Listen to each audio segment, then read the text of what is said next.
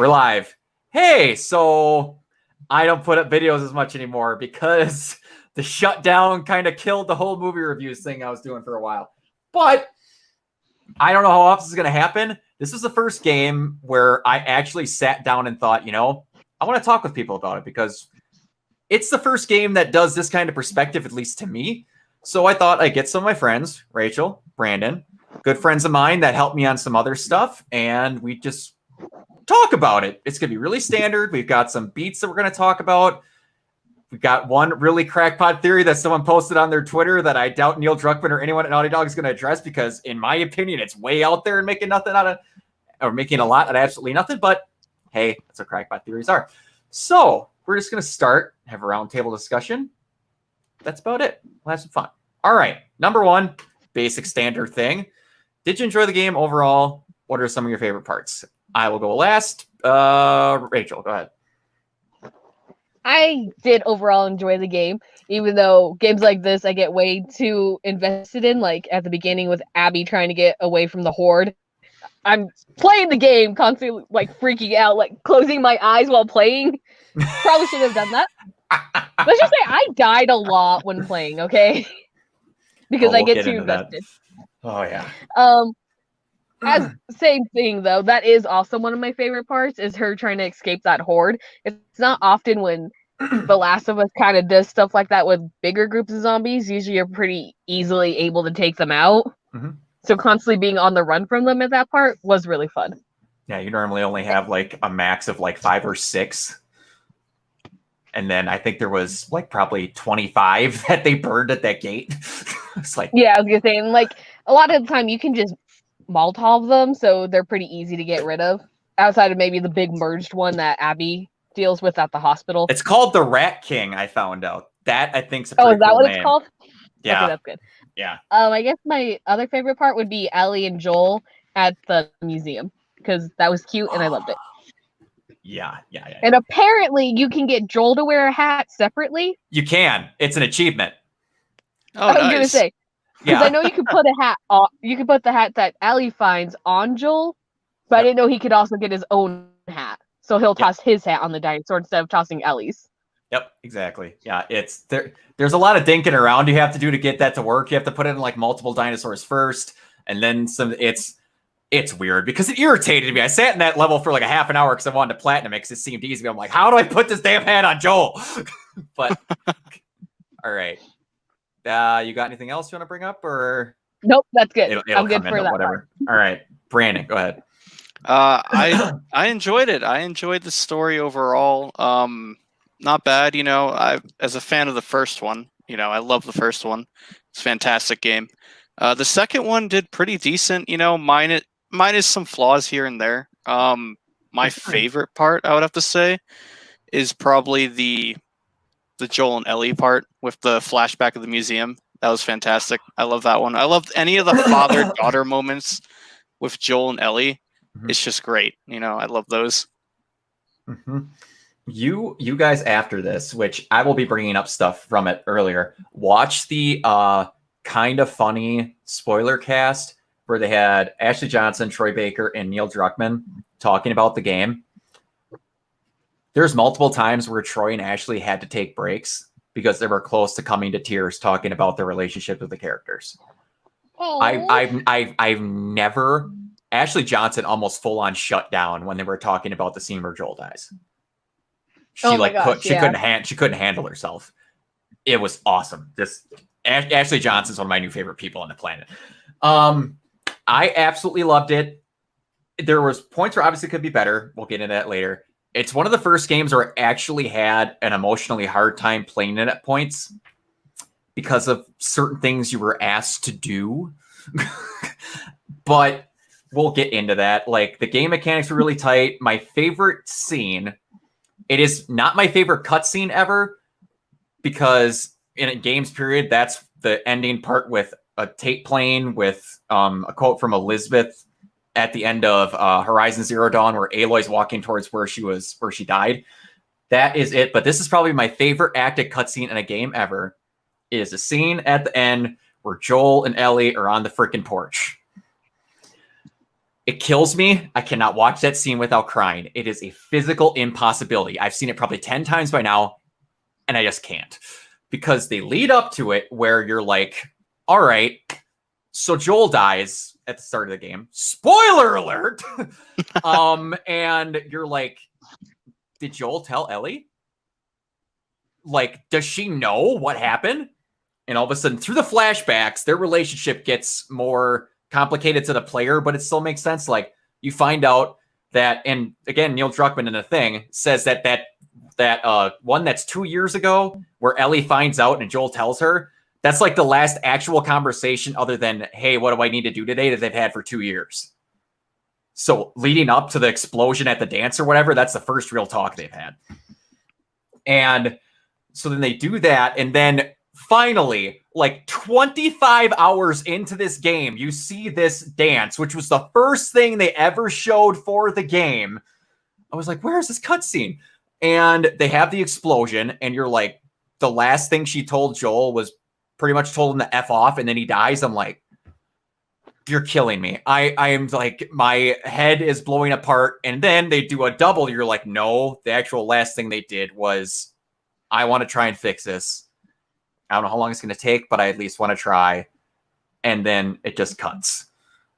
And that's just, oh, that was so well done. But I could gush about that freaking cutscene and lead up to it for hours. My favorite part, and I partially hate it because it still gets me every time I play through it, that sequence where you go through that hotel with Abby and the stalkers and clickers are stuck to the wall and just randomly bah at you every now and then. Yes, I hate that. Oh. I love that because you get to see how much the infection has taken over. Really, Yeah. like it's what remains cool of the to see city, them you know? stuck in the wall, but it freaked me out every time because I'm like, are you gonna come? Are you gonna come? And I had to beat I'm it like, twice to get all the I'm as achievements, but Abby it still got me. crouching down and everything. Yeah, I was never more relieved to take that gas mask off in my entire life. I was just like, thank God, that is done. But the one that gave me the most anxiety, and Rachel, I'm pretty sure I said this to you, was you didn't get to it yet. People that don't know me, I have an extreme fear of heights. An unbridled extreme fear of heights. I like to test it, but if something comes up, I'm going to hard nope. I had to put the controller down when you were asked to go across that scaffolding on the skyscraper on the skywalk. I had to put the controller down so many times. I died so many times. That one's rough for both you have the to like player balance and Abby. at that one point, and I just kept dying and dying and dying because I'm like, I just have to get through this.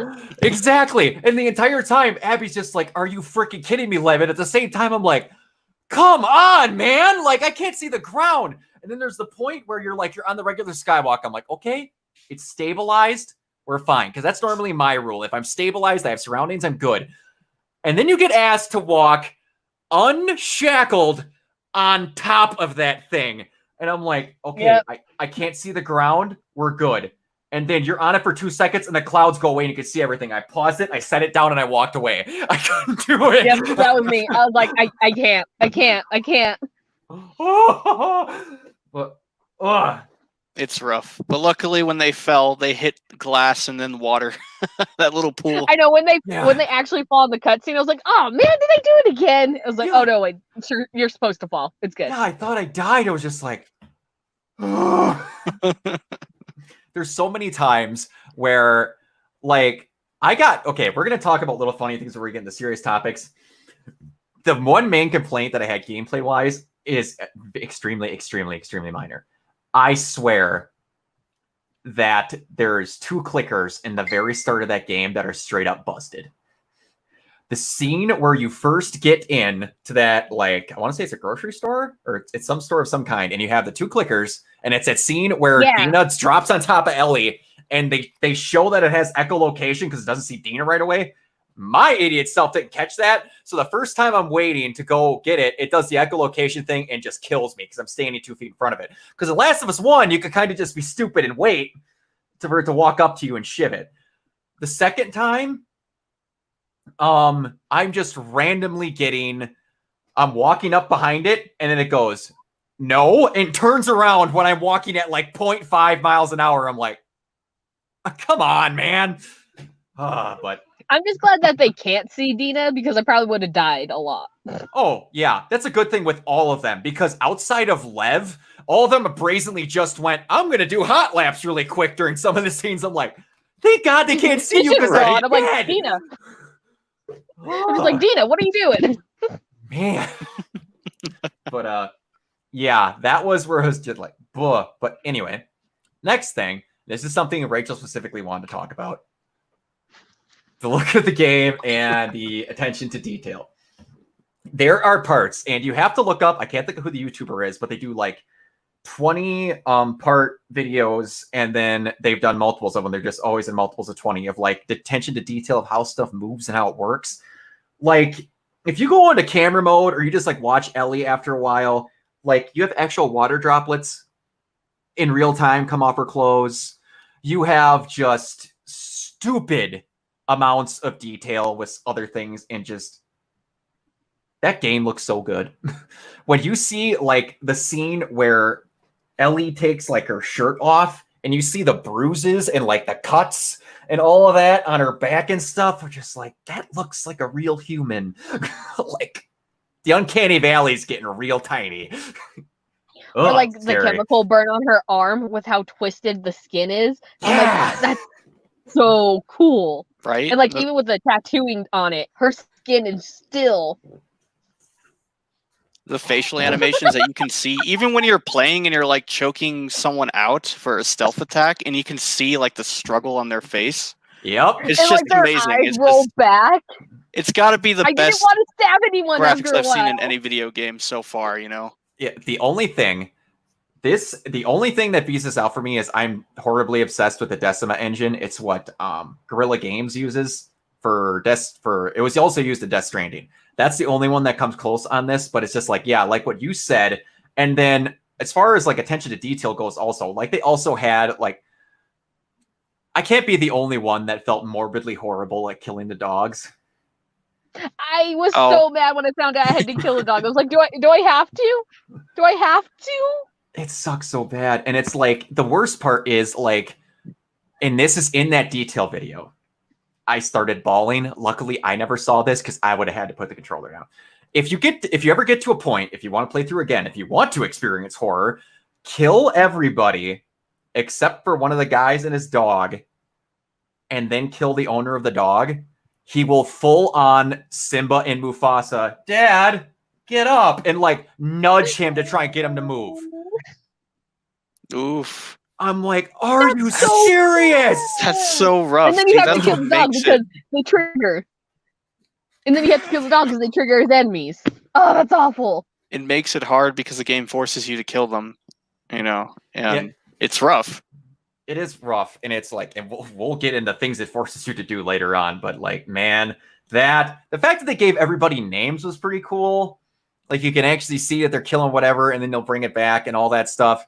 Oh, the fact that you actually kill Bear from that cutscene where you get to play tennis with him or play ball with him. Yeah. Also, in that scene, attention to detail, I could just talk about those 40 things in that video. If you like, you play fetch with them. If you play fetch with him and then you leave and you look back, he'll play like with himself, whatever. But if you like chuck the ball out of reach, he'll just stand at the fence and wait for someone to throw the ball back at him.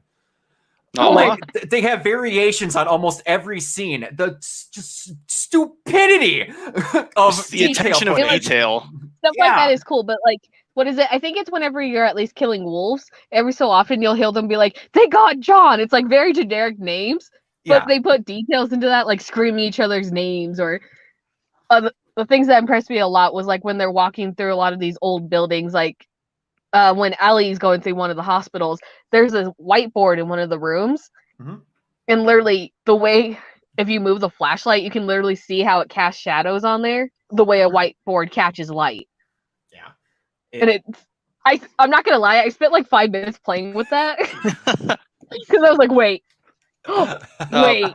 Another thing is when you're fighting enemies, depending on whether they're the wolves or the scars, and you basically injure the person, but you didn't kill them yet. When you down depending on you down them.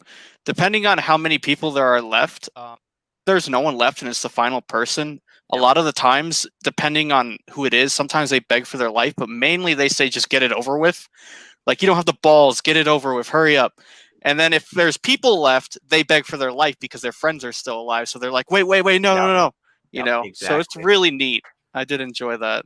If I could find the links for those, it's got exactly a bunch of that stuff like you just said. And like there's certain scenes where like if you're in the scene with Nora and like you don't want to hit her, the game will make you hit her after a while.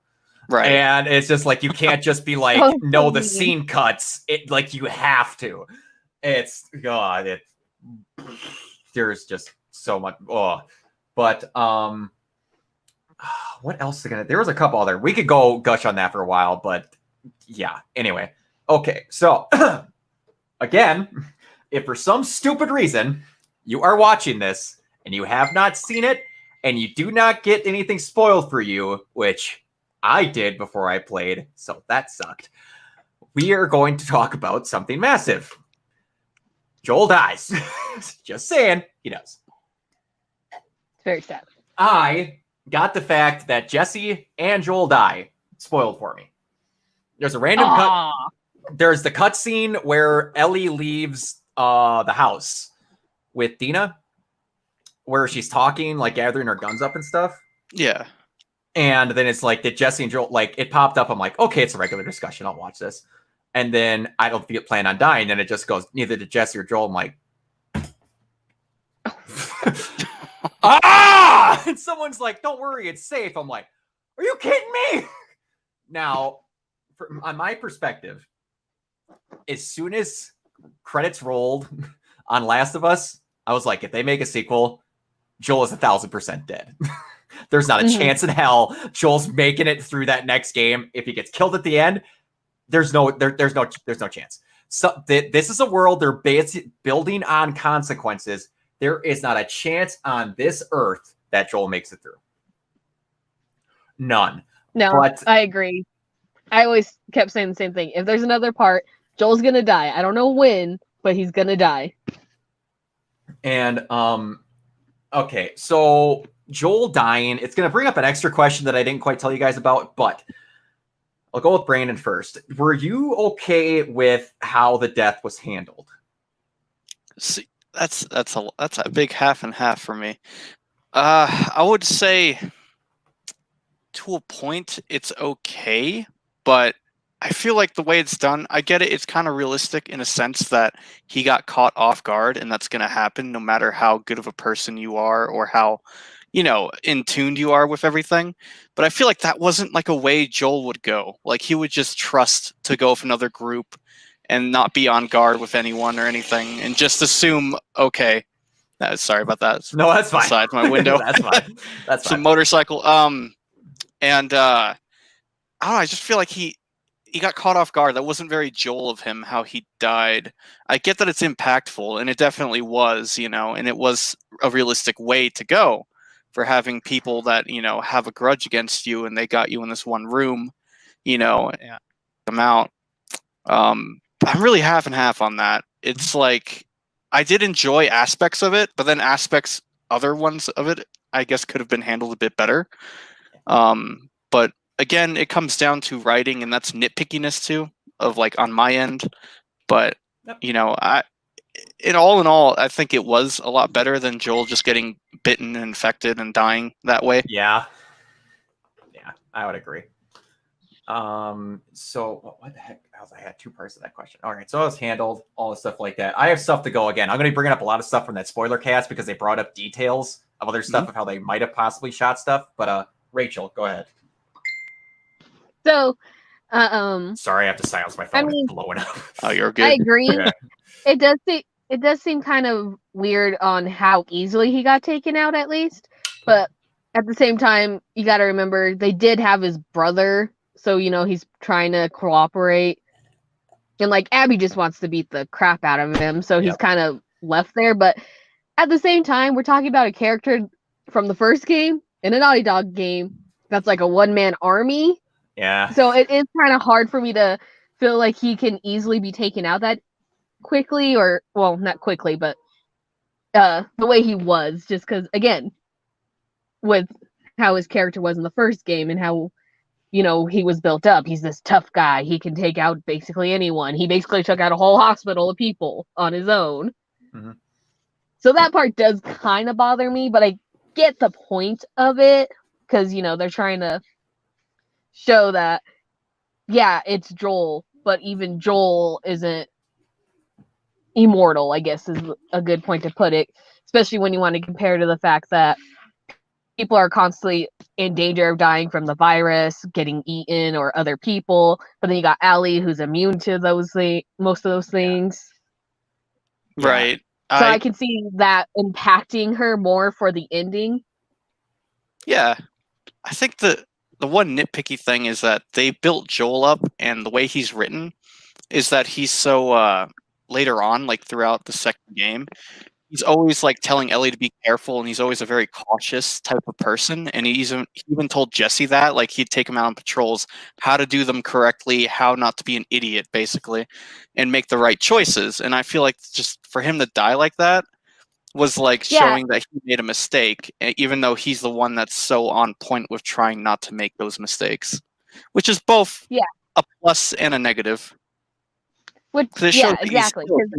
No matter what, you're going to make a mistake, which is nice. Nice touch to that, but also didn't feel too much like a Joel decision. I guess. Like, I don't know how much living in that town softened him up. That's what I'm going to bring up. That was I was gonna say, maybe living in the town softened him up because, before in the first game, he hated everybody. Like, he wasn't even really all that close with his partner. I can't remember her name. I'm sorry. Oh, yes. Tess. That was her name, yeah. Like, she died and everything, and he didn't really care too much. Yeah. Like he cared for a moment, but he was like, we got to move on. We got to keep going. Yeah. And that's what I was going to... And then again, I guess you could say he softened up from Ellie in the town. Yeah. That's what I was going maybe to that's why he's like, okay, we could trust her. Yeah. It's like, you kind of talk about, and if you read notes and stuff like that are in the game, it's like that. And you kind of see it when you go to Joel's house. He's basically kind of retired. Like, he's the old man that's whittling wood carvings and, like, playing guitar. And, like, in a couple of notes in the game, you see that the town is basically turned into, hey, we're a safe haven for people coming through. Come supply up, do whatever. We'll feed you, give you a good night lodging, and head on out. And Joel's basically become one of the pillars of that community. You can see why the guy who just wanted to have a horse and leave has an entire town leaving flowers on his front doorstep. Yeah. And it was very much, I will say it was very much an advantageous situation, how he was handled, because they led him back to the place where Joel, like, you're not going to think it's whatever. He didn't know that they had like 10 people there. And you happen to catch Joel at a point where his guns are on his horse 10 feet from him. And then I kept thinking to myself, I didn't like that at first either because he was taken out rather well, but I'm like, 6 to 10 people with guns. Joel, within 2 seconds, got his calf blown to shreds. I'm like, they handled that situation correctly. It is really, really realistic in that sense, Yeah. One shot to leg, you're done, Yeah. It's not like you're a Superman, you're going to get back up. Yeah. This isn't a Fast and Furious movie. Yeah, the thing I didn't get, and I still have had no one, including the director in interviews, explain, why did they splint his leg? Yeah. There's like, she said to make him not bleed out fast. That to me just looked like they were trying to stabilize his leg. Yeah, like, I guess because she wanted him to like not go unconscious. I don't know. I really don't know. I have no idea. She said something about wanting to drag it out. Yeah. Like, she wanted to torture him. Like, she didn't want him to bleed out, I guess, before she could torture him or get done with that. I guess. So I guess that's the justification. I'm not saying I agree with it, but I was like, right. Okay, I guess. That was the exact same thing I said. I'm like, sure, I guess we're doing that. And yeah. Thinking back on that scene and Ashley Johnson just screaming at him, my head's going places. Okay. So go ahead. You're gonna say I do want to say one thing. Yeah. And I know people are probably gonna hate this because I know people hated the comparisons before. Yep. I will still say I do kind of want to compare it to The Walking Dead's first season with Lee's death. Oh, the Telltale game. Yeah, I got yeah. you. Just Okay, because got that it. was also kind of dragged out. They both do make me sad, but I kind of like how Walking Dead did it, because you're spending more time with Lee, so Sure. you're getting to say goodbye to him. Yeah, But that is Joel's Right. is much more brutal and out. He's just gone.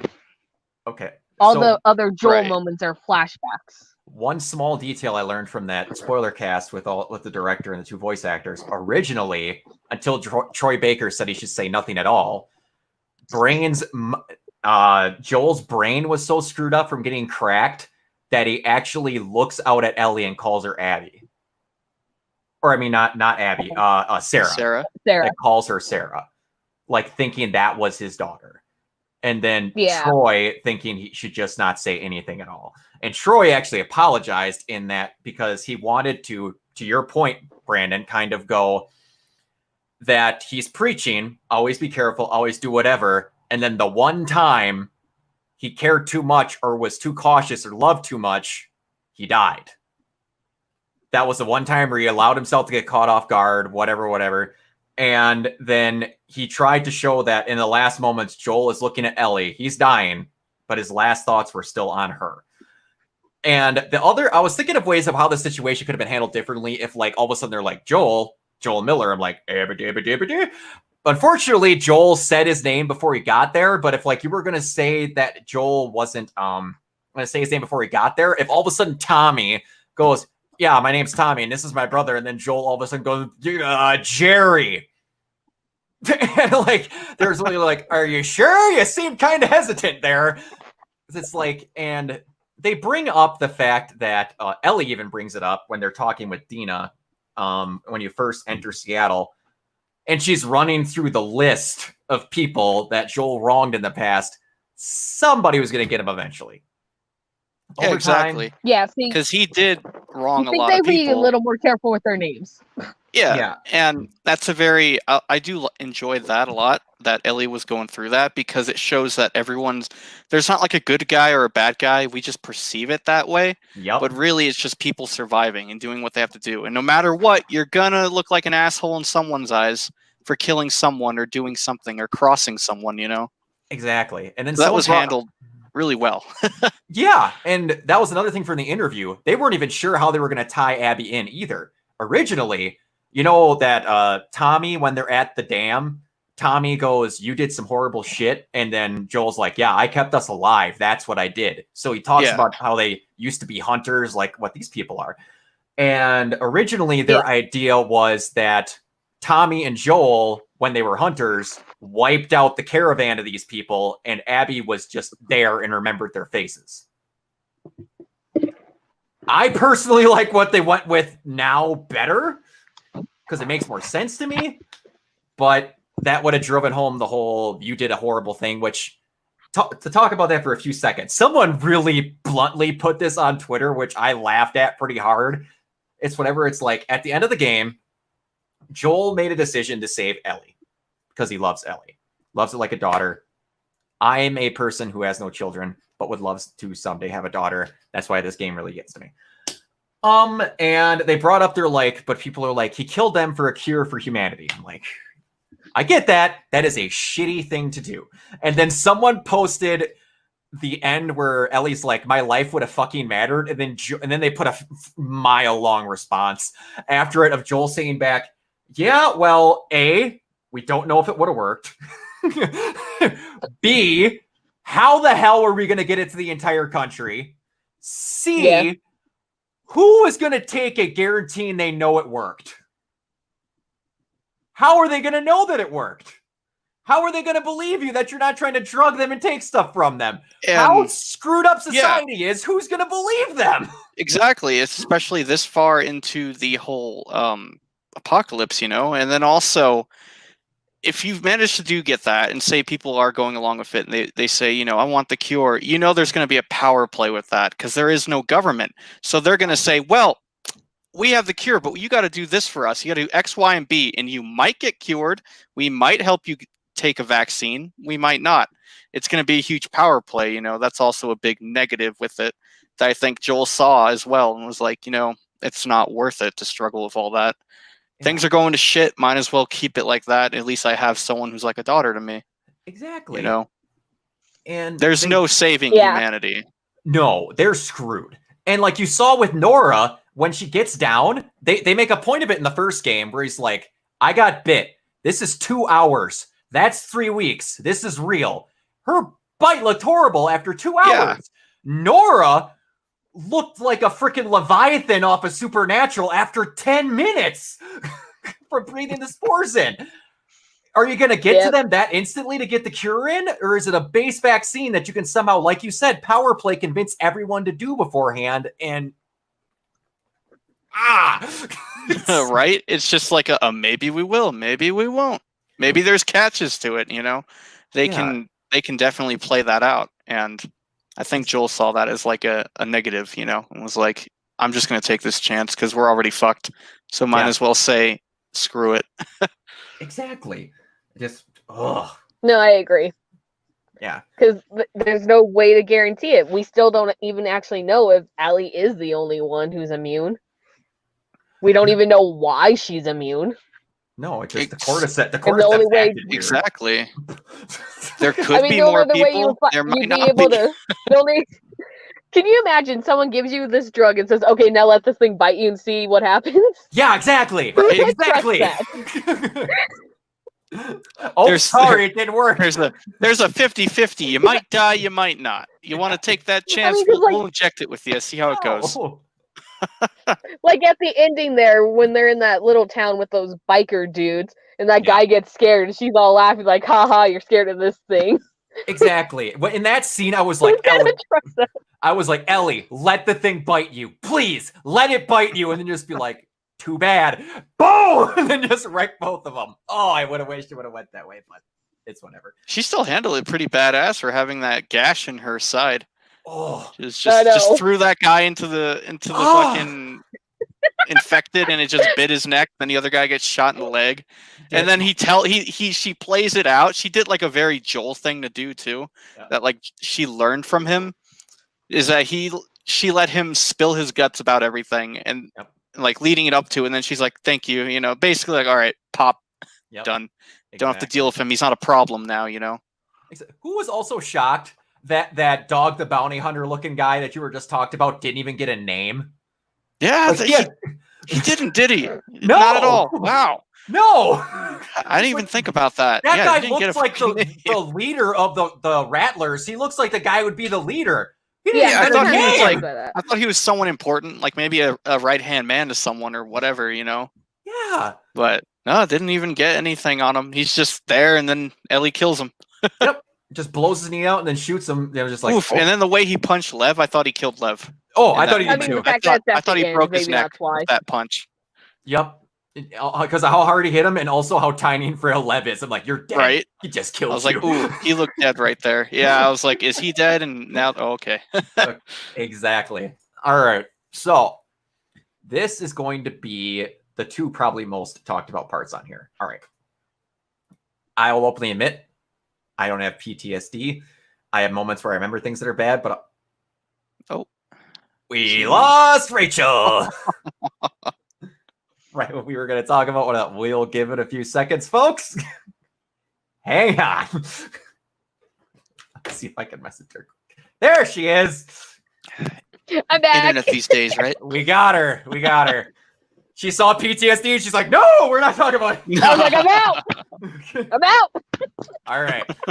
Cool. I don't got to edit. That wasn't very long. All right. So I will openly admit, raise of hands here. Has anyone dealt with PTSD? Raise of hands if you haven't. I don't have it, but my father has it. Because he's a war veteran. Okay, so you might be able to speak on it a little bit, and I will leave that to you, and I will not even attempt to talk about like knowing it, because I don't. But as far as how they dealt with it, I'll go a little first because I know the least, and then I'll carry it on to you guys. Yeah. I thought I've never had anyone die in front of me. I have had a situation where I won't go into full detail. My parents are divorced. I had my father threaten to kill my mother in front of me. and then attempt. Did not get very far, but it happened. So that's why that kind of hit me kind of hard. But she saw something no human being should ever see. Ever. And under any stress of circumstances. Could stuff be worse? Yes, but that is bad. The fact that they actually showed how much this bugs her with the scene with the most adorable baby ever committed to a video game, who's referred to more as Potato than his real actual name. I'd like to add the scene with her screaming in the barn when she has the like nightmare of running down the steps after Joel. I didn't see that coming because like it looked like she had a regular natural life, and I'm just like, okay, they're gonna move on and it's gonna end here. It didn't. Nope. Just like I thought the game was honestly done when the scene in the theater was done. And then you have another 6 hours of gameplay. And I was just like, all right, this is a little bit like Return of the King, but I'm rolling with it. We're going to have another ending. But yeah, I thought we'll go into Obsession later because I can handle Obsession. That's the next thing that we're going to go on. But as far as the PTSD and the stuff, like just showing that she just can't get away from this, I thought was handled well. Brandon, you could speak a little bit more to it. You go ahead. Yeah, I think it was handled really well, actually. Coming from divorced parents as well, and experiencing a lot of hardship in my own life, I won't say I have PTSD, but I do have trauma, and I know how trauma is, you know. And it's not fun. It's not pretty. You know, you reflect, and it's not great. And my father, who's a war veteran, he suffers from PTSD, and the way he handles it is fairly well, but you do have those moments where you sit and it comes out of nowhere. It just comes back. It hits you like that. And with Ellie, when the shovels fell over and it just had that quick flash, just like that, that's what happens to a lot of veterans. Because with my dad, when he hears fireworks and stuff, it's a quick flash of like, whoa, I was, am I back in Somalia? Okay, I'm not. I'm here. I got to ground myself. I'm kind of losing myself a little bit. I have to, and a lot of that happens because of hearing gunshots and people dying and explosions and all that. I think that was handled really well, like especially how she held on to the guilt. Even knowing she was living a different life and a happy life, it's hard for her to adjust completely. And that's what veterans have as well. They come back to society and people think, oh, get a regular job, do this and all that. You're adjusted, right? You can come back in. It doesn't work like that. They have a hard time listening because someone who's telling them to do something and that isn't like, on par with like the rank or experience that they've had because they were in the military, it's just hard for them to adjust. And adjusting to hearing certain sounds again, construction work, fireworks, things like that. Someone who yells and is like yelling for a happy reason or whatever it is, it's just all of a sudden it pulls you out of that moment. And that's really done really well with Ellie, how she got pulled out of that moment. And then with the barn shedding, I think that was really done really well with her dream.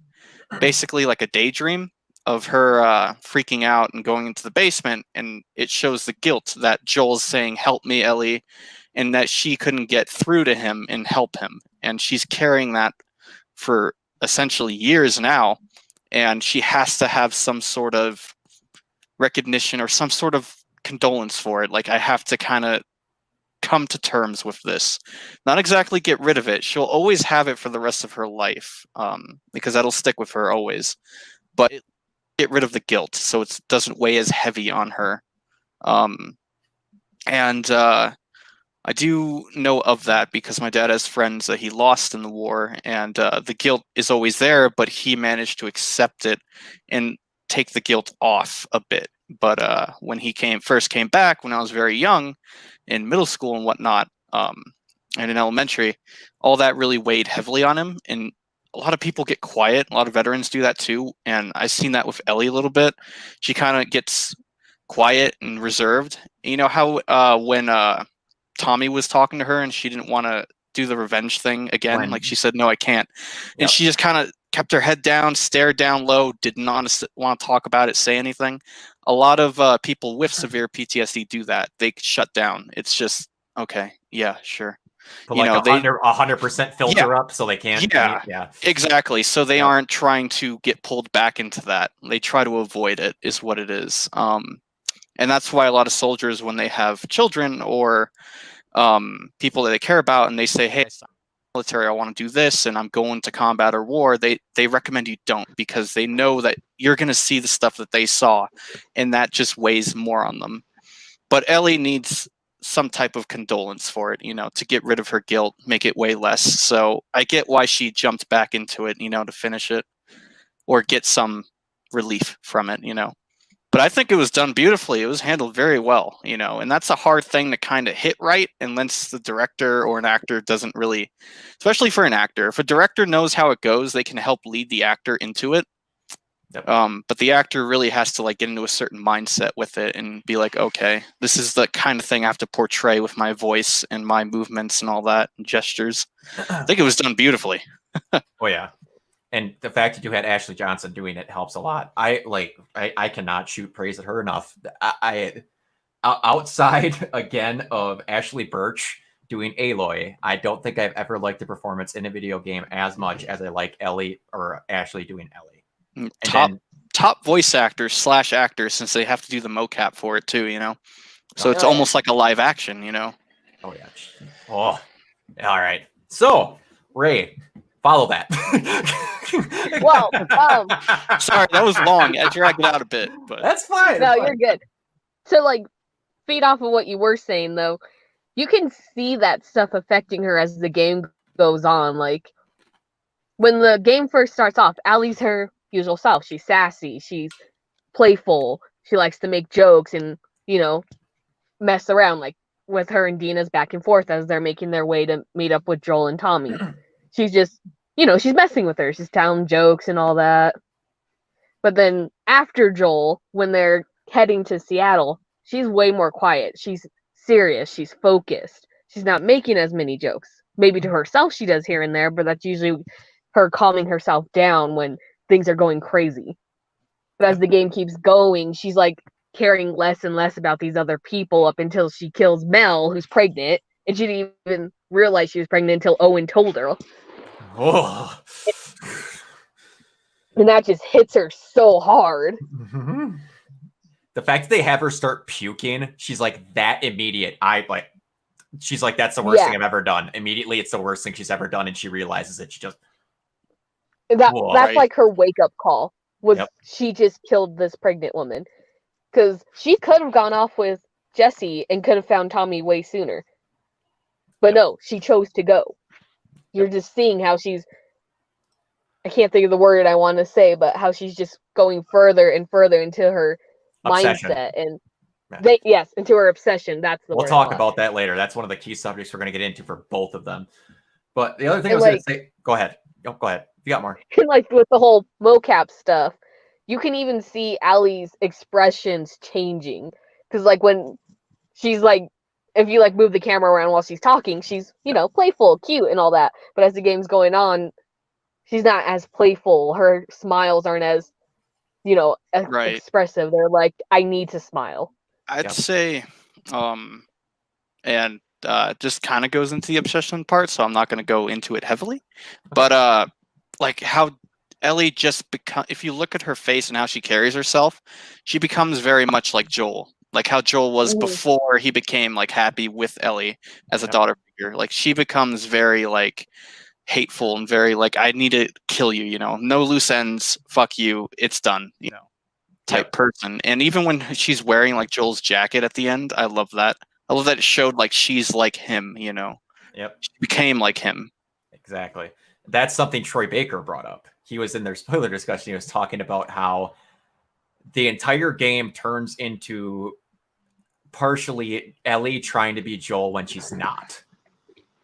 Right. Because like she even tries the map trick with Owen and Mel, and she like hesitates and frees, and Owen gets a jump on her. That would not have happened with Joel. Exactly. Joel would have blew his leg out and said, "You wait, I will talk to you." Yeah, and that's what would have happened. Like in the first scene, in the first game, when he stabbed the guy in the leg and twisted it to pop his kneecap, and he's like, Yeah. "Here, you're gonna take this pen and you're gonna mark here on this damn map where she is." Then your buddy's gonna tell me, and it better be the same. It better be the same thing on this map, otherwise your buddy's dead, and then I'm gonna kill you. Yep. You know. Yeah. And then they bring that up multiple times where Ellie's like, "No, I've seen Joel do this," and "No, when Joel was here, Joel did that." Yeah. It never ends. I feel like Ellie's like, when she talks to herself too a little bit, it's like she's referencing like, okay, this is how I did it before. This is how Joel did it, or we've done this before. I got this, and it's a lot of her trying to give herself confidence because that's what Joel did when she was younger and she was trying to watch and learn, Yeah. She does a lot of what he does, which is great. I love that. Yeah. The other thing I was going to ask was, we're supposed to be the first part of this question, but I totally skipped it, was one thing that bugged me in the game, and I got it more when I played it the second time. There's parts in the game where, like you said, just go with Jesse. The entire game, there was multiple times where I got point blank irritated. And then I started realizing more that I was not irritated at the game. I was irritated at Ellie. And I don't think that was a mistake on the game's part. That was you trying to realize how frustrated everybody else is where she is just not ending. It's just, and that'll again go into obsession, but it's like with how she went through it. Did you guys like have moments where you're like, I think this is poorly written or whatever? Or did you just feel like you shouldn't be doing this? Again, when Jesse was like, hey, if we go here, we can get to Tommy. It was like, just go with Jesse. There's no point to go there. You said you wanted to get Tommy and you would go. Go! I was so irritated. Yep. Go ahead. I felt like they could have done some parts just a little better. I don't want to hit on the writing because I get like it's its own thing and the writers had this envisioned already and they're like, we want to go with this way. I understand that. But I just feel like, with what Rachel is saying, she could have made a smart decision. I'm going to go get Tommy first and I can still do my revenge thing. I can still get this over with, but let's secure Tommy. Because if anything, he's like the last bit of Joel that she has left. You would think she would try to really like go after and make sure he's safe, but I guess she trusted that he might be safe on his own, and she just obsessed. Like I gotta find Abby. I gotta kill her. I have to find her. I can't, stop and just make a smarter decision. But and the worst part is, I do get it from a writing point. The worst part is after that, realizing how the scenes shake out. She would have gotten her revenge on Abby if she would have went to look for Tommy. Because where was Tommy? With Abby. Exactly. Exactly. With the whole sniper position. Oh. And might I say this? Not to interrupt anyone, but I love how Death is handled besides Joel's, which was done pretty well as well, but done more for an emotional effect. I like how death was handled really realistically in this. And it was done really realistically in the sense of like it happens in wartime too, when someone's talking next to you, a friend, and his head gets popped. Manny. It was done really well with Jesse. Like I didn't even expect that with Jesse dying. He just came out, boom, and I was like, oh, shit. Damn. I know, at one point I'm like, is he dead? And then with Abby's friend, he just got popped real quick by Tommy, and I was boom, and I was like, oh, damn. And I thought Tommy was dead too, but I realized the bullet just grazed his cheek. I was like, did Tommy just die? Yeah, I thought that too. Yeah, I was like, wait, is he dead? But it is really realistic, which is nice, in a sense, because it's like this person's here and then another minute they're not. And you can't be like, oh, it's dramatic. It's like, oh shit, take cover. Gotta do this, gotta think about our next move and then grieve about it, which is nice. It's realistic. I did enjoy that. I completely agree. They treated it like Abby didn't go, shit, Manny's dead. She shut the door. She's like, nope, Manny's dead. I need to leave. I'm like, and then she's, in that moment of her trying to figure out what to do next, she's a little shaken by it. Like, oh, shit, like he's dead. He's gone. This fucking asshole. Yeah. And then she's like, what do I got to do next? Then she's fearful because she knew that he had the drop on her a bit. So it shows, I like that they show that the character wasn't always confident in their decision, that she was questioning it, like, fuck, what do I do next? A little bit of a panicky mode because he just got the drop on us and now he might have the drop on me, I did enjoy that. Yeah. How cool was that? That like, It's cool, but it also bugged me, and we're gonna get into it with at the very end. Like, there's 2 points in this during this path of everything where you play as Abby versus 2 people of Team Jackson. You have you're trying to get to Tommy, and initially you're like, shit, that's Tommy, who we just established in a previous thing has probably the best rifle known to man in this universe. And he's sniping me from a distance. And the best part is he's doing the shit to you that you do to NPCs in the game. He's shooting vans to draw the clickers and stuff after you. That's awesome. No other games do that. And then like when you're fighting Ellie at the end, which might be my most hated part of that game, I was so pissed. I'm like, if you make me kill Ellie, I'm not finishing this game. I can't. That hurt, Right? man. That hurt. Just soon to as I see found that out you have to that I press was X still just Abby, to I hit her was in the face. And then like I was Dina like, I gets have to shot with an fight arrow Ellie? and like, Oof.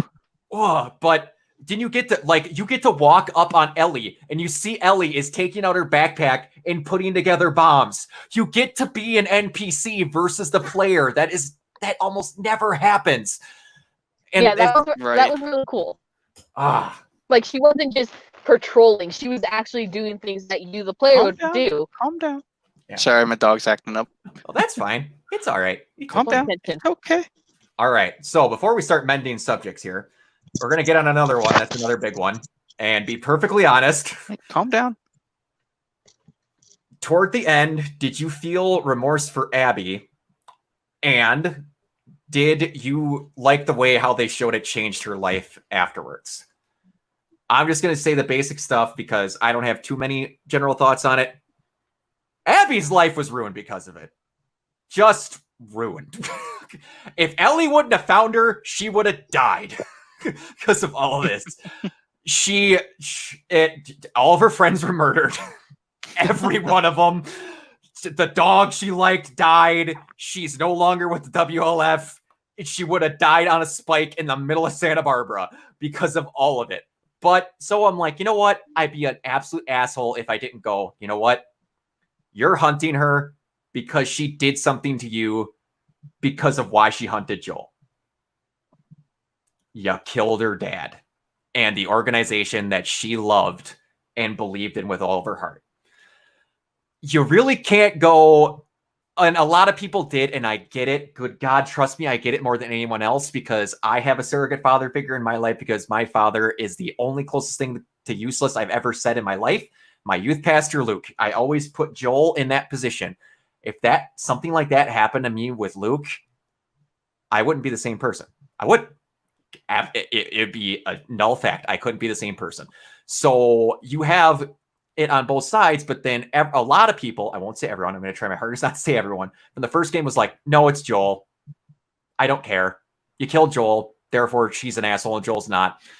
And then like all of us have said, he did murder an entire complex because he didn't want to lose his daughter figure to prevent a cure that could have possibly saved people. But again, there's logistics. And then after she kills him, stop licking my leg. After she kills him, leading up to possibly trying to kill Joel, she turns herself into an absolute machine. So if she ever gets this chance that she can kill him, she becomes Isaac's #1 wolf killer, according to Mel, and she just becomes a lot more remorseless. Like she loses Owen because of it. And this is leading up to it. I'm not trying to get timelines crisscrossed here. Leading up to it, and she goes with Mel, and then like even Owen's like after a while going, maybe we should go back and try and find the Fireflies again. And she's like, no, man, we can't miss training. Training becomes her life and getting ready to her entire 4 years of her next life come up to killing Joel. It's done and it fixes nothing. She still has nightmares and all that. But again, that's an obsession, so I won't get too far. Did you guys feel remorse towards Abby? And were you okay with how it kind of people acted with her after it? Brandon, go ahead. Oof, I'm gonna be honest here. I can see where it was going, and I understand it. Did I feel remorse for Abby? I was more happy when Abby was in shitty situations, just because I didn't care for her as much. Just because we've had a whole game with Joel before, and like I said, let's say the first game didn't exist at all, I would have had more of like a attachment to Abby and her character, and towards the more new characters. But since we've had the previous ones like Tommy, Joel, and Ellie, I cared for more of their safety throughout the story than Abby's. I get where they're doing with Abby, and I do feel a little, I do see it, like from a human perspective of her saying, Joel killed my dad at that point. Of course she's going to go out and try to get revenge on him, just like with Ellie. It's a reflection of two mirrors, basically, with Ellie trying to get revenge on Abby now because of the same similar situation. So I get that. I totally get it. But it was just hard for me to connect to that character. Just watching all of her story unfold, it's like I'm not as connected with her stuff, her characters and whatnot.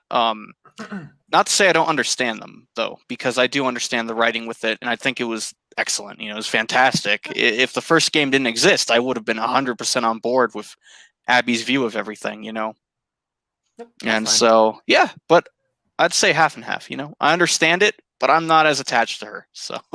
Yeah, that's fine. And it's a hard thing to do because Right. like, the big thing that got spoiled before this game was, for some people, is that you play as Joel's killer for Right. a while. I'm like,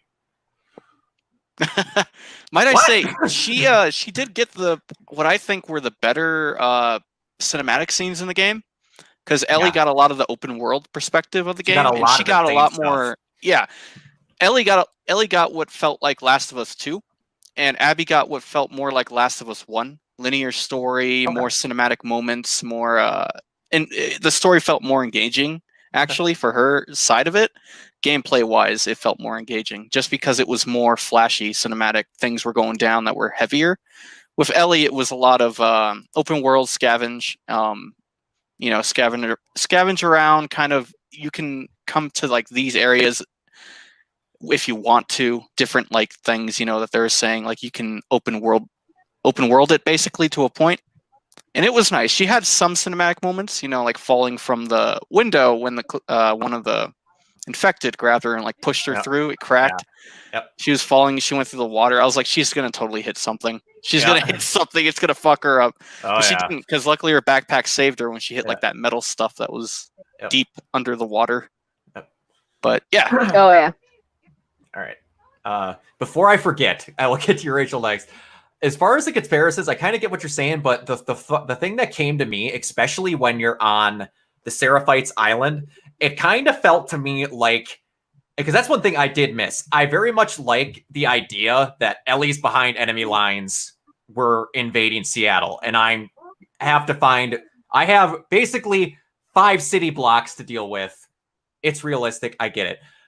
Abby's towards the end, and part of what I loved about The Last of Us 1 was the travel. And there was parts, especially like I said, the Seraphite Island, where it seemed like we had parts of Uncharted in The Last of Us. Yes. Oh, I did feel like that. I was gonna like make when you're riding the horse over the thing, and they're on your back, and you see the people next to you, and you're like shooting people off as you're going through a burning city. I'm like, this kind of feels like Uncharted, but yeah, I get what you're saying. Taking key notes because Naughty Dog. Yeah, exactly. All right, Rachel, go ahead. All right, so this is actually great timing because me and a friend were actually talking about this earlier.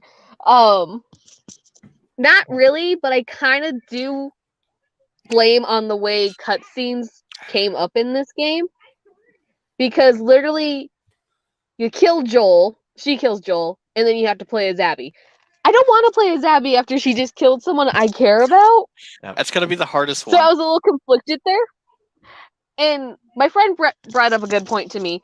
If they had kind of moved certain clips into different places, maybe I would have grown attached to Abby first before we find out, oh shoot, she wants to kill Joel. Because my friend said, what if they, because at the beginning you're going from Joel, Abby, and Ellie a few times there. So, you're getting the story shaped out. She's like, so what if you got Abby's backstory first? Like, you find out her and her dad going to get the zebra. Oh, turns out he was the doctor. Oh no. Now Abby's with Joel. Oh no, is she angry with Joel? Like, if they played that back and forth a little more, maybe I would have felt more remorse for Abby. And like I can see why they put clips where they did. I just also feel like they could have been placed in different places to maybe make me care about Abby a little more. Because like Abby's a great character. She's super strong. She's an awesome woman and all that. And like I love how many times people are like built like an ox. I'm like, yeah, she is. Yeah. Hell yeah. I didn't really care too much about her until Lev gets in the game with her. Yep. Because I feel like Lev is her. This is an actual term, but I can't think of the term. Basically, you give a character something that makes them more likable, and that's basically what Lev was for me with Abby. Okay. Yeah. I can't think of what the term is right now, but that's basically how that went for me. Because I did not care about Abby until Lev came into the game. Lev was a redeeming quality for Abby because I felt like Abby had more of like a Ellie and Joel style. We have this thing where she finds someone that she has to protect that she loves, and it's like a redeeming quality for her. Yeah, and I think that was a good choice. And for what you were saying in the beginning, Rachel, about changing the story around a bit, like the certain scenes and all that, I feel my friend was talking to me about this, and I wouldn't say this is like something they should have done, but something that is an idea. What if they would have not killed Joel in the beginning? What if and this is what a lot of people probably thought it was during the trailers, because of when Joel like grabbed Ellie in the trailer and he was like, Jesse. yeah, and it was actually Jesse. What if Ellie and Dina were the ones scavenging and Abby's group killed Dina and Ellie wanted to get revenge for Dina, and then Joel joins up because he wants to make sure she doesn't die or get hurt. And then at the end, and it goes back and forth between Ellie and Abby, seeing Abby's point of view of everything, and then it's slowly piecing together about her father and all that. And then at the end, they kill Joel. I feel like then people would connect a little more with Abby. The only problem I have with that, and I think they would have got worse backlash for that, is because like a few things to me, and I had to kind of figure out how I felt about it. It's got two giant problems, especially with how media is handled nowadays. One, there's no stakes in that decision, at least to me. You knew Dina for 20 minutes. Right. And she would have been off. And the other thing that would have been really big, and we all know this because we're Ruby fans, it's the bury your gays critique. Oh, God. Introduce a new lesbian character. Boom! There goes the continuity truck. They're out of here. And it would have I get what you're saying. It would have been really cool to like have them go behind enemy lines. Like if there would have been a way to kind of like trap Joel to get him to go to Seattle to like try and settle it, that would have been cool. I get that completely. There's just ways where the story as a whole, I think we can all agree, is good. It is just probably could have used one more run through of how they were gonna. Exactly, that's what I mean. I like the story. I just feel like things could have been fine tuned a little better. Because again, I didn't like Abby for the longest time. I didn't care. Or like another thing, because I kind of thought about this because I've been playing Halo recently again. Don't ask why. One of my favorite things about the second Halo game is the back and forth between Arbiter and Master Chief. Like you're getting the story from their two sides. Like you're Arbiter in one chapter, then you're Master Chief in one chapter. I kind of wish they did that too. I kind of wish we went back and forth between Ellie and Abby a little more, because by the time you're Abby, all her friends are dead, so I don't really care about any of them. I don't really feel an attachment. Like Manny's cool, but I still didn't really care when he died. And like the only reason I cared about Mal getting killed is because she was pregnant, not so much their conflict.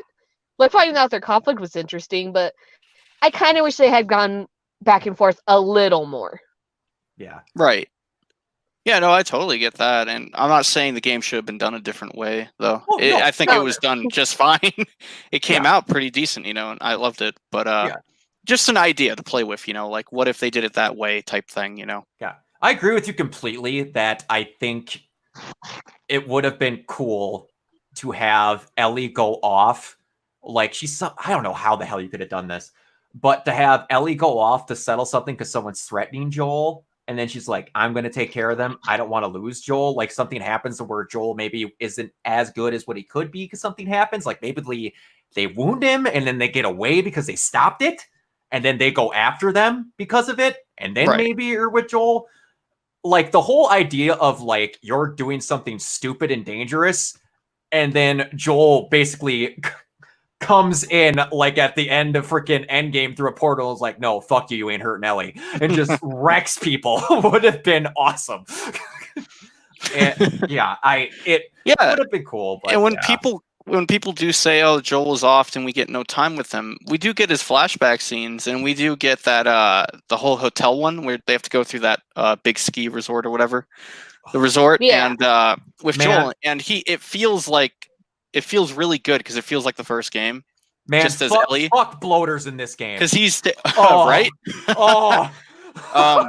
I do like that he takes initiative. Like Joel is the AI. Like he'll go and take out the first enemy instead of you having to do it, and then the AI follows. It feels like he's taking the initiative, like he's the leader AI, even though you're the player, and you're taking like that backseat AI type style play, which is great. Cool. I enjoyed that a lot. Yeah. And by the way, Joel's a beast for taking out that big ass bloater with just the machete as it's like grabbing Ellie, and he's just like, nope, boom, comes in, just goes ham, and I'm like, he just killed that with we got our badass Joel moment for the game, Yeah, right. We did. I was just like, because like that was one of my first animations in the first Last of Us where he just de-jaws Joel if you get caught. I'm like, yeah, holy. Yeah. And then I'm like, all right, I just died because he grabs you in the same way, and then you see the machete come over the top of Ellie's forehead and just start wrecking him. I'm like, yeah, Joel's awesome. God.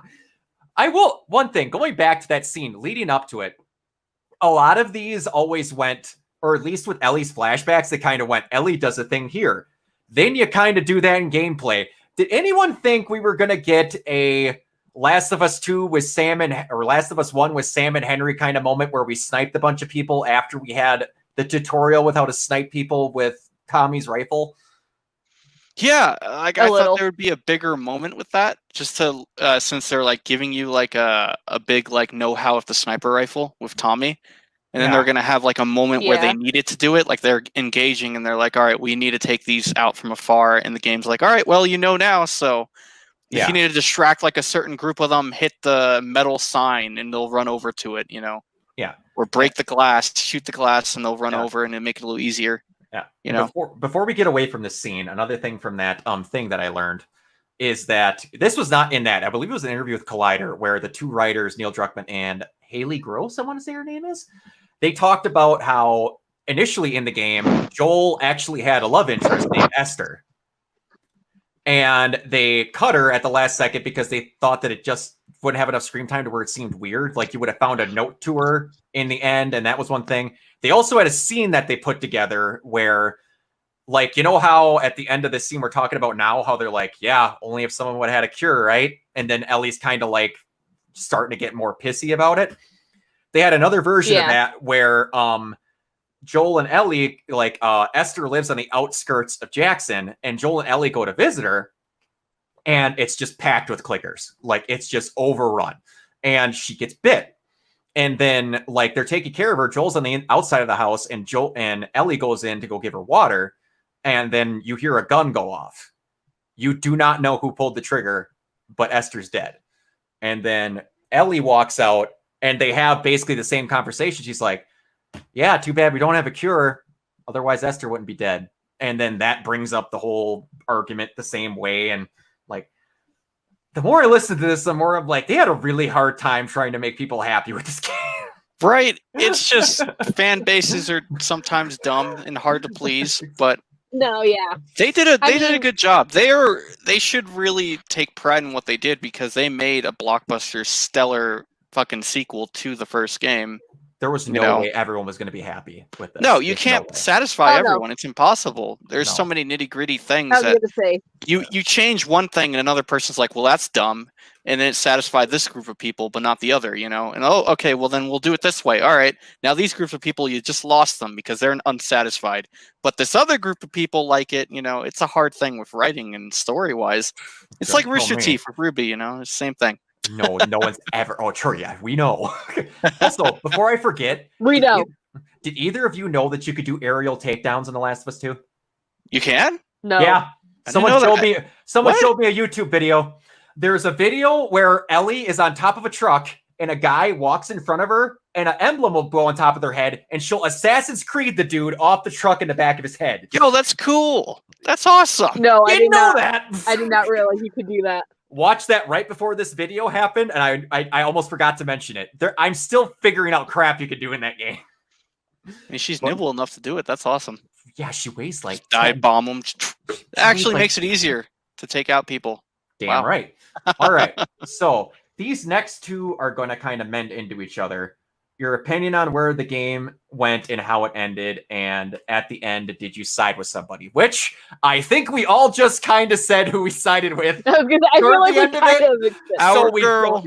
don't need to really talk about that. So, and this will basically, we're going to mend these next three because it's how did the game end, who'd you side with, are you happy with where it went, and cycle of violence, how it basically affected their lives.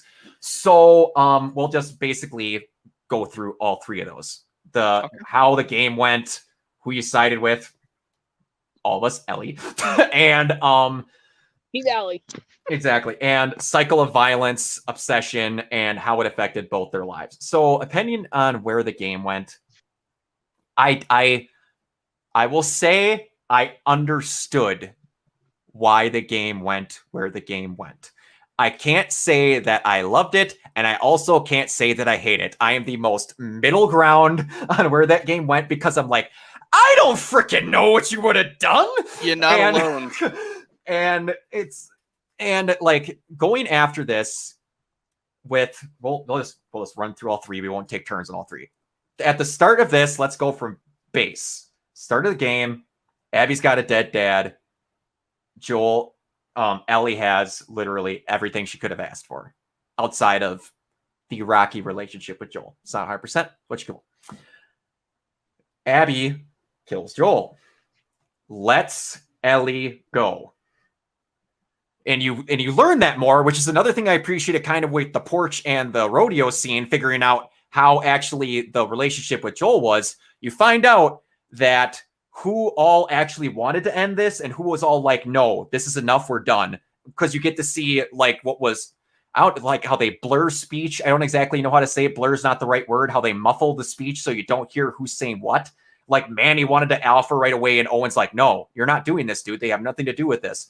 And then I want to say the guy's name was not David. The one that Ellie cuts, I can't think of his name. The one that you kill in the beginning of the game. The one that's got you with your hands tied behind the back on the bench. Yeah, that guy. I forget his name too. And he's just like, I can't think of his name. He's like, she cut me. She's like, fuck you. I don't care if she cut you. You should have been by the damn door. None of this would have happened. We're not killing her. She did nothing wrong. So all of them are just like, we're appeasing Abby. We want to go. We're done. None of them wanted to do with this except for Manny, who was like, you did bad things. You're going to die.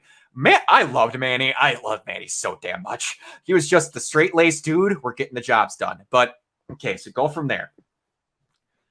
Ellie, at that moment, still outside of missing Joel, which is 90% of her life. Don't let anything get it twisted. I am acknowledging that.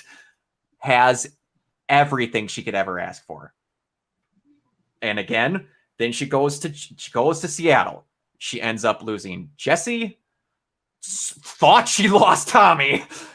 Almost lost Dina, but because of Lev, who is a rock star, again, goes, Abby, you're not killing her. Stop. She almost loses Dina. She gets rocked away. She goes back. She has her own house with what looks like an electrified protective fence. The most cutest Asian child on the planet. Dina, herself, a pair of parents that love her so much that they want them to move back to Jackson so they can help take care of Ellie with her situation. And Tommy, who's still a little, they killed my brother, what the hell? And Maria, who doesn't agree with Tommy. Maria and Tommy are split. So Ellie, up until that point, still has a happy life. Quotation marks, stuff is still wrong. She has PTSD. It's never going to be perfect again, but that's because she's having trouble processing what she actually thinks she's going through, which I don't think it was actually what it was after a while. It kind of just floats into something different because you see at the end, it was kind of more like towards she never got a chance to forgive Joel. She wasn't even mad that he's dead after a while. She just never got that moment. And that's kind of why she stops with Abby at the end, which we'll get to. Abby doesn't have relationship with the WLF like she used to because she had to run away from them because she wouldn't kill Lev because she finally found out they're a bunch of murderous assholes that she sided with because she wanted to get buff and be able to take out Joel she wanted. She lost David.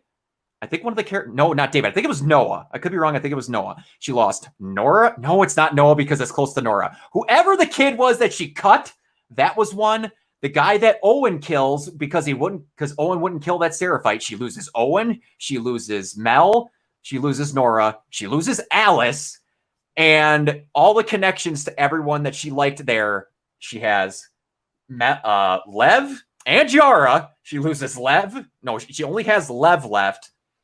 And then she goes to find the Fireflies. And if it wasn't for Ellie, she would have died. That was as far as obsession went. And then because Ellie couldn't stop, she lost the rest of what she had left. Plus 2 fingers. She also lost those. Never going to be able to play again. That'll go into the ending. That killed me. Good God, did that kill me. But it's just like, in the end, the cycle of obsession, I get why they had Ellie stop because she saw Joel. And after a while, to me, in her head, she's like, this isn't getting me Joel back. This isn't going to make me feel better. And it finally got to the moment where she almost had what she wanted, to where she's just like, I just wanted to say sorry to Joel. I can't. Because that was the last thing that pulled through her head before she was about to kill Abby, is that she never got to completely make things right with Joel. And that, I was just like, and then you think Ellie is turning into like people like David, who was a cannibalistic asshole that was choking her out and she almost died too. She was damn close to being like David.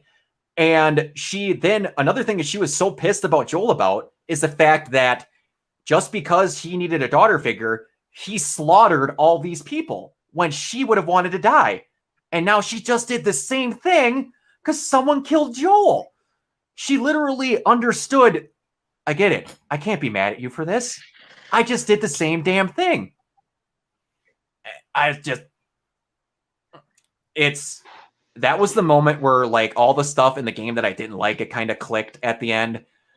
I do wish, and I like your guys' opinion, at the end, which they probably didn't do it this way because of a sequel hook. I don't know if I would play a game as Abby, but do you wish, and then I'll throw it over to Rachel, you can go first. Do you wish that at the end, you would have had a choice, triangle, X, kill Abby, triangle, let her go?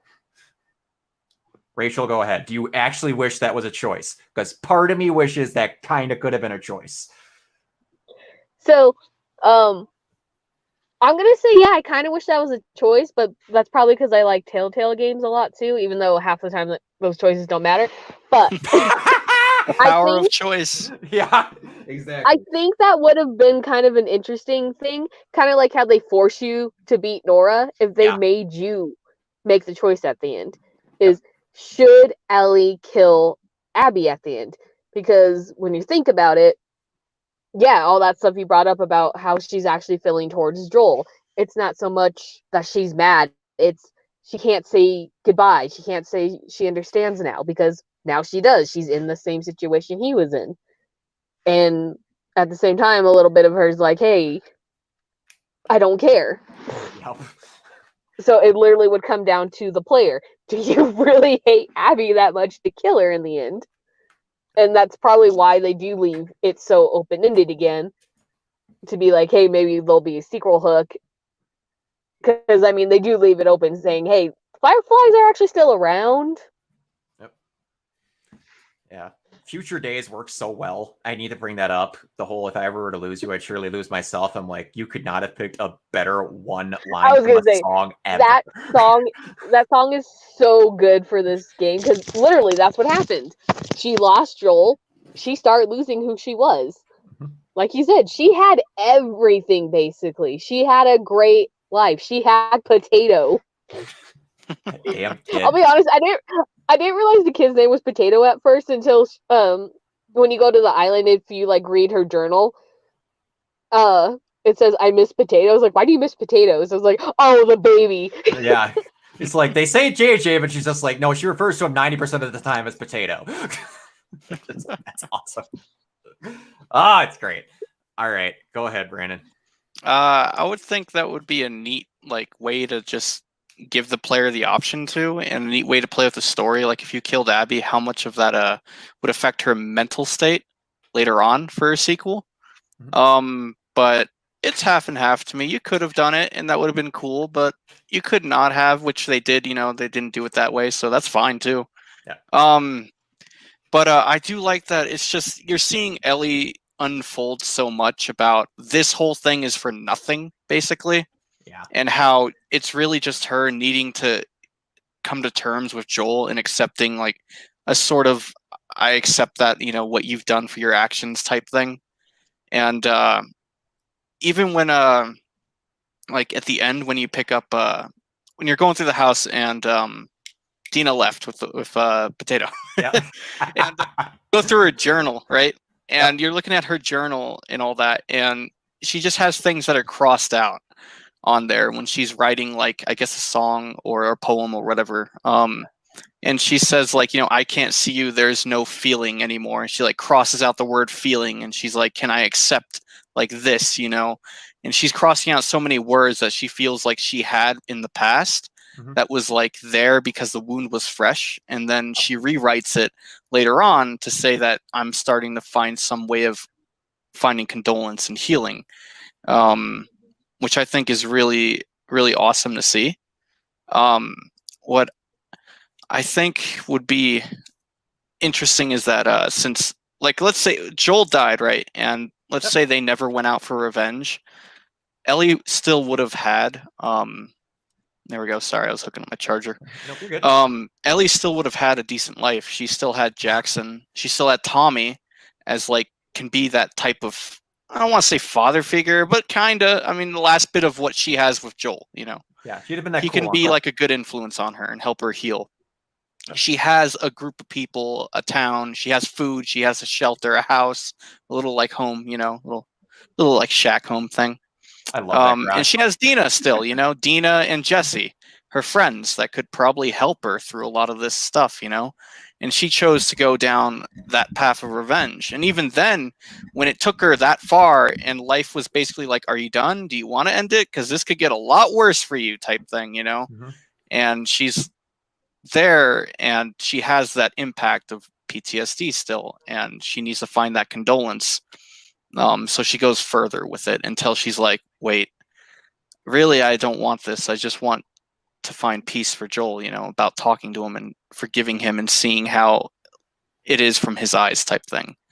Yep. And just finding my own peace so I can just be at rest with it. I really don't need to kill Abby. That doesn't need to happen. That's not going to change anything. Yep. It doesn't bring Joel back. It doesn't bring her happiness back. Her PTSD is still going to be there. She's still going to dream about Joel dying and all that.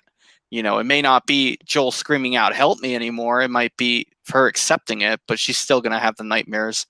All that's not going to change, So I think that was done. That was done extremely well. But that would be a cool option to have, just to see how you could play with her mentality if you want to make her go further down that rabbit hole by killing Abby. Yeah, if that would have been the last game they're ever going to make, I bet you they would have done that and then shot 2 versions of what happened. That would be neat. Yeah, and then forgetting the stuff with Joel, a lot of people really hate the actual end of that game. We'll go into the crackpot fan theory. It's not a bad thing, but it was in my opinion, someone's drawing a lot from nothing. Right. Or forgetfulness, I should say. At the end, she goes back and she sees that Dina left her. She's the house is just empty and all this. And the coolest thing, or the sucky thing, is you see that her 2 hands or her playing fingers are gone. Yep. And she pulls out that guitar to try and play that part of Future Days, and she can't because her fingers are gone. And why? Because she lost herself. And then she thinks to herself that she has that last memory, which that scene is so good. I get that. That's a beautiful scene. That freaking porch scene. Troy Baker just going, I'd like that, and trying so hard to not feel. And the best part is in that scene, you could see the droplets of tears come by and splash on his jacket. Oh, that scene's done so well. Yeah. I love that scene so much. But anyway, she puts the guitar down. She's just no, I'm putting Joel to rest. I'm leaving the guitar here. We're done. I'm at peace. It's done. That was the last part of Joel she had left was that guitar. And then she just left and she walked off because she's like, I'm never going to be able to make my own life. This is all I think about. And it's an ambiguous ending. So was the last one. So, and I can tell you right now, I have less than no idea what they could do with this next one. I have no idea whatsoever. That go ahead. If either of you two have anything, go ahead because I ended it. I'm like, nope. I have no complaints about the ending. Actually, the way it ended was actually kind of nice because the first game ended like that. It had that type of real world, like, okay, it's done. Yep. You know, like when she was asking, like, you know, are we gonna make it a Jackson? Is there a cure? Tell me you did the right thing. Joel's like, yes, and then cut to black. Yep. And then with that too, you know, having that flashback of Joel, like her being, okay, I can take steps towards forgiving him, you know, like, and him saying, yeah, I'd like that, you know, that'd be nice. And for her saying, okay, well, I'm done, it's over, you know, and then it just cuts to black. That's very real worldish, you know. There isn't like going to be a dramatic thing for this story that's going to be, I mean, they could have done it like that, but I felt like it would have been more, wouldn't feel like a good impact on it if it was like nice and dramatic and like, oh, this is how it ended, you know, roll credits slowly. It's like, it's done. It's just, you know, taking steps forgiving him and steps on healing for herself. Exactly. And then cut to black, and that's it. You know, that's really, really real world. Can't talk right now. It's all good. But yeah, that was, and it's like everyone's like, it needed something to be more impactful. I'm like, what you want her to do? Light the house on fire? Like what? It's not gonna change anything if she goes out with a bang. Like, what can she do at that point? You want to see her go back to Tommy or something or whatever, you know? I mean, I get that, but it's like this is more meaningful to her because this is her story too, you know? Yep. And this is her way of saying goodbye to Joel. Okay, I can start trying to heal myself. That's why she was leaving the guitar there. You know, I got to put him to rest. I got to say goodbye. I can't dwell on this forever. You know, I got to start healing. She felt like her life didn't matter because of not being able to be that cure anymore. She needs to find something that makes her life matter. Exactly, because she lost her hope. And in a way, the Fireflies line of like, when you're lost in the darkness, look for the light. She lost her light, which was Joel. So she was in that darkness trying to find her light again. You know, what is her purpose for living now? What can she make of her life that would be good? And what can she do to change, you know, to change that and find meaning again, which was really nice to see. And her, within that, became an obsession, her obsession of revenge, you know, her revenge tale. Exactly. Do you have anything to add, Rachel?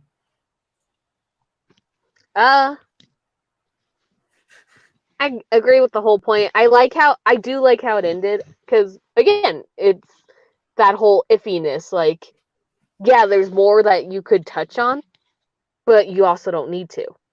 Yeah, it has exactly. That uneasy ending feeling, which I liked. Like, she's all by herself now, and you decided to be mean and send me that video. It's so good though. It's so sad. Where they cut all those scenes from the first game and this game. Oh, it's so good though. The music stops and she tells Joel her biggest fear is ending up alone. How does this game end? She's alone. And she ended up alone. Her biggest fear came. That's probably the thing that came to fruition. And I didn't think about that until I watched that video. That's probably why I like the ending so much. Exactly. That's why I like the ending so much, because I was like, she's literally in her biggest fear. She said she made Tommy mad. He like doesn't want anything to do with her, possibly. Her little group of family is gone. Jesse's dead. Dina's gone. Potato's gone.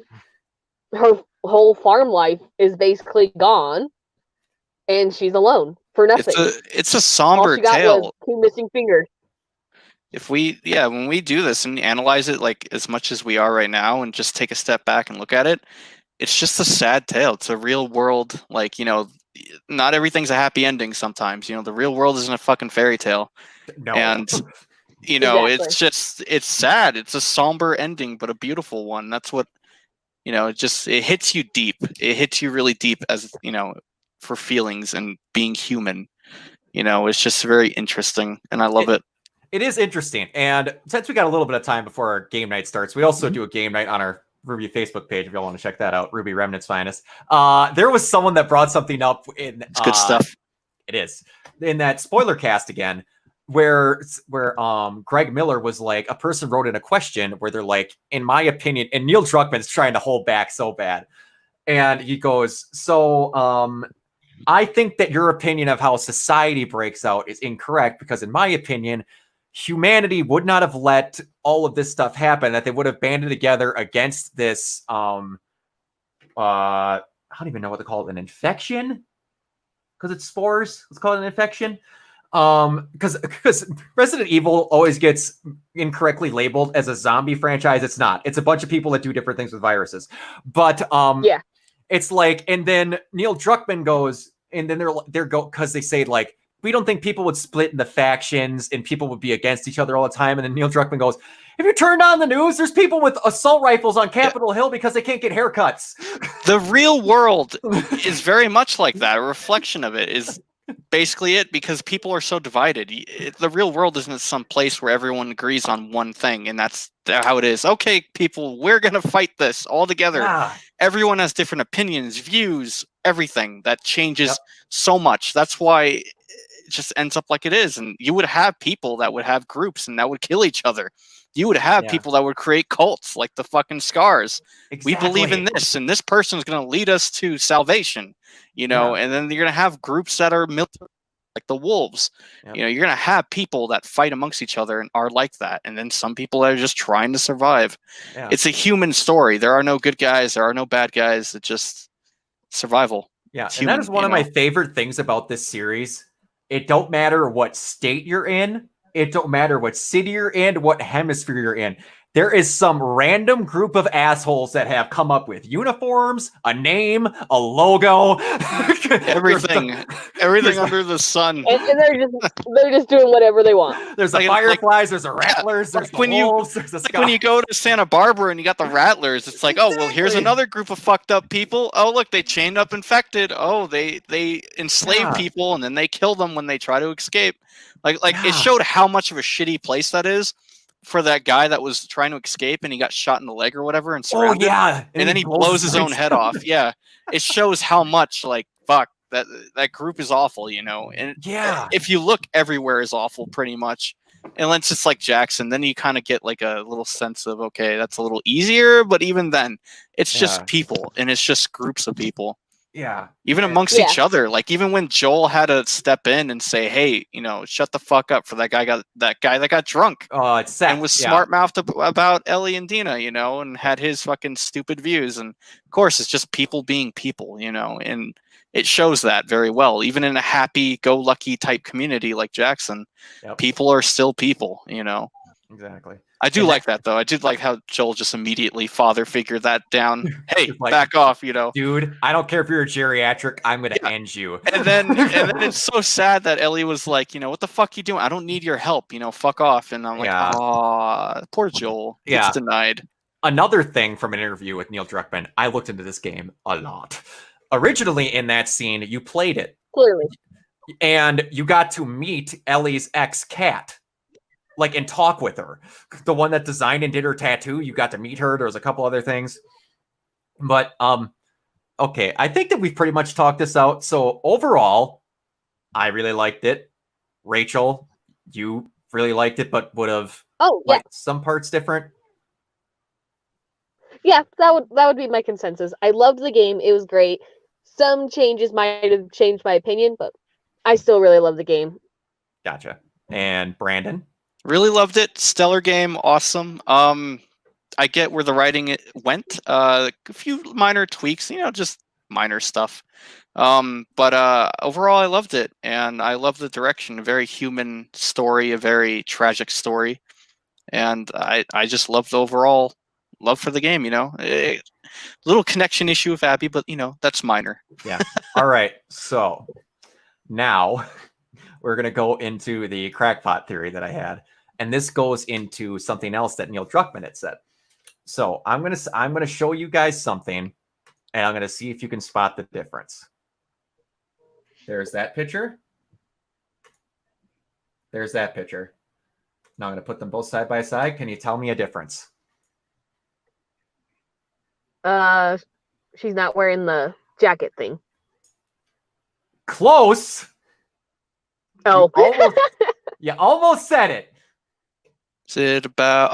Her Is it her wristband? She's not wearing the wristband. It is her wristband. So, in continuity, this person put this big up blowout thing on Twitter. And actually, so I don't misquote her, I am going to send it to myself and then I'm going to post it up on here. Because in this continuity of events, that first one is when she goes to Santa Barbara. And that second one is when she comes back. So that would mean that she didn't have the bracelet from Dina when she, hold on, I need to exit screens here so you guys don't see a bunch of my personal information. All right, so then that would mean that here we go. That's a nice search history of hentai there. No. Hey man, my hentai is top class. All right. Crazy thing is, I truly believe Ellie did have a happy ending and we just missed the clues. Another YouTuber commented on the letters you find at the farm when you're with Dina and the baby. It's from the baby's mother saying that she always wanted a place back at Jackson if you choose to come back home. You'll also notice when Ellie leaves to fight Abby at the end, she's not wearing the bracelet Dina gave her, but when she returns, the camera zooms in on her hand and we were forced to focus on the fingers missing, but it looked completely past the fact that she was wearing the bracelet. Probably meaning that she already been to Jackson, is living with Dina, and just went back to the farm for the guitar, but decided against it. This represents her finally being able to accept Joel's death and a cycle of revenge. Here's some of the things that back this claim. When she comes back to the farm, she is not hurt when she's not wearing her weapons, and she does not seem surprised that anyone is not there or they're gone when she enters the house. She does not call back to Dina's name. So I believe that there is one thing in there that this thing does not mention, which I'll mention. I still think it's pulling a lot, but in the original ending of the game, Neil Druckmann says that they had a version of this scene where Ellie grabs Ollie, JJ's toy, puts it in her back pocket and walks off. Meaning maybe she's going to go find Dina. In my personal opinion, this is a bit reaching. And the designers just went, uh-oh, she doesn't have the bracelet on. That's just me. I don't think she went to Jackson and then went back to get the guitar. I get it. The sentimentality is still there. We said it ourselves. She's just going off to be her own person. And I think when she went in the house, she kind of just went, fuck. To me, it wouldn't make a whole lot of sense for her to make a big scene to nobody. You would kind of just go, yeah, man. A real reaction to that is just, well, fuck. She did kind of warn her, you know, she did say, you're going to lose me because if you do this, you're going to lose me. You're going to lose me and JJ, you know? Yep.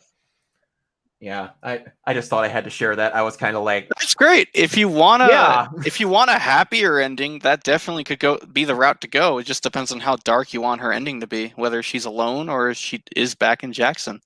Yep. You know, and living life again as much as she can.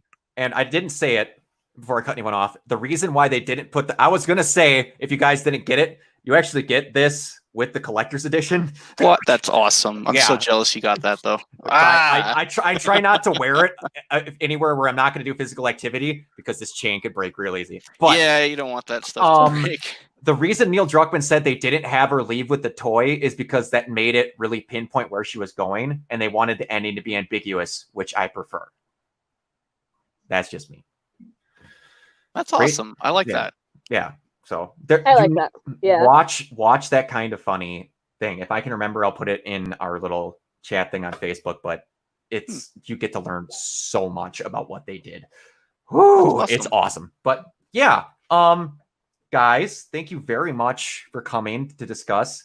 If we all end up playing the same game in the future, which I don't know we have that close of gaming likes, but if it happens, we'll do that. Next game I'm going to play is Ghost of Tsushima, and I don't know if either of you are going to play that, but nope.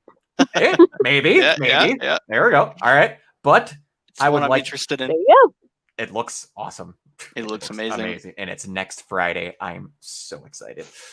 All right, so thank you guys very much. As normal, when I do this normally on videos, and John Campia kind of got me into this. The guy who I used to watch on Movie Talks, the guy who got me into doing stuff like this on my movie reviews, on our Ruby stuff. I like to shout out to the people that are nice enough to come and help me out with these things. So, Ray, tell them where everyone can meet you and what you're into and all that good stuff. I feel like it's slightly exposing there, but you can find me on Twitter as Ray Sketchit. I talk about ducks quite a bit, like DuckTales and Darkwing Duck. Just saying, there's a duck literally right there in my thing. I think I gave it away a little. Just a little. It's fine, though. It's fine. All right. And Brandon, where can they reach you at? Hey, you can find me at Tipsy Crow Cosplay on Facebook and on Instagram. I do cosplay of my favorite characters, and yeah, and I also do voice acting, so you can hit me up on that too. So awesome, guys! Thank you very much for talking.